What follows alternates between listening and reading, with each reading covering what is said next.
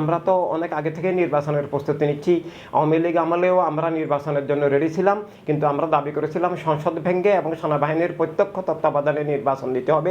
সেনাবাহিনী কেবল জিফেকটা নিয়ে রাস্তার মোড়ে দাঁড়িয়ে থাকলে হবে না, সেনাবাহিনীকে ভোট প্রদান বুথ থেকে শুরু করে গণনা পর্যন্ত সব নিয়ন্ত্রণ করতে হবে। যেহেতু নির্বাচন কমিশন ছিল একটা আস্থার অযোগ্য, তাই আর সংসদ ভেঙে নির্বাচন না দিলে ক্ষমতাসীন দলের সংসদ, সেখানে পুলিশ প্রশাসন সন্ত্রাস সব কিছু করে আর নির্বাচনের পরিস্থিতি থাকে না। এবং বর্তমানেও সেই অবস্থার আমরা পুনরাবৃত্তি দেখতেছি। যদিও সংসদ নাই, কিন্তু ক্ষমতাসীন দলকে প্রশ্রয় দেওয়া হচ্ছে।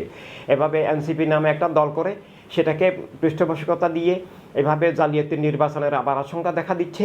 তাই যদি সব দলের নির্বাচনের সুযোগ থাকে, আমাদের সভা সমাবেশের অধিকার থাকে, আমরা যদি ইনসানিয়াতের আদর্শ মানবতার রাজনীতির দিশা জনগণের কাছে পৌঁছাতে পারি, সুষ্ঠু নির্বাচন, নিরপেক্ষ নির্বাচন হয়।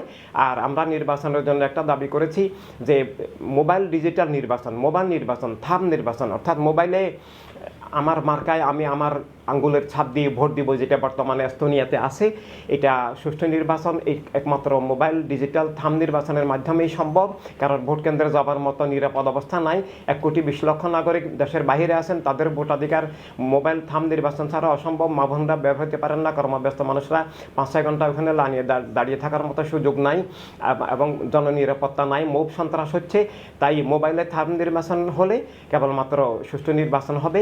তাই আমরা যদি সুষ্ঠু নির্বাচন হয়, নিরপেক্ষ নির্বাচন হয়, সরকার যদি কোনো কাউকে প্রশ্রয় দিয়ে জালিয়াতি নির্বাচন না করে সবার সমাবেশ করার অধিকার থাকে, তাহলে ইনসানিয়ত বিপ্লব 300 আসনে প্রার্থী দেওয়ার জন্য অলরেডি প্রস্তুত আছে। আর যদি জালিয়াতির প্রশাসনের নির্বাচন হয়, দোকান নির্বাচন হয়, গণতন্ত্র হত্যা নির্বাচন হয়, রাষ্ট্র জবরদখলের নির্বাচন হয়, ইনসানিয়ত বিপ্লব নির্বাচনে অংশগ্রহণ করবে না, বর্জন করবে এবং জনগণকে নিয়ে শান্তিপূর্ণভাবে আদর্শিকভাবে এই জালিয়াতি নির্বাচন প্রতিহত করে রাষ্ট্রকে, গণতন্ত্রকে রক্ষার জন্য সর্বশক্তি নিয়োগ করবে।